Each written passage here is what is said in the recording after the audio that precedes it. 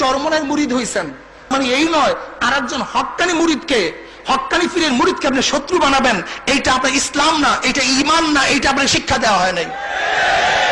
এই শিক্ষা আপনাকে দেওয়া হয় নাই। বরং যার মধ্যে ইসলাম থাকবে, আমার আব্বাজান রহমাতুল্লাহ আলাইহি তিনি একটা উসুল বাতাইছেন, আসলে তোমার কাজগুলি কি ইসলামের জন্য, ঈমানের জন্য, না তোমার নাফসানিয়তের জন্য, বুঝবা কিভাবে? এটা উসুল বাতাই গেছেন, খুব মজার একটা উসুল। বলে কি?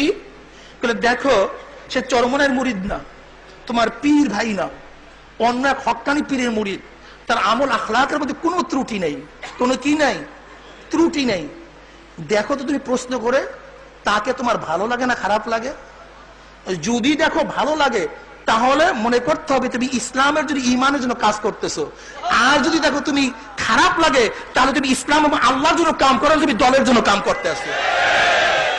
উসুলটা বুঝছেন কত মারা?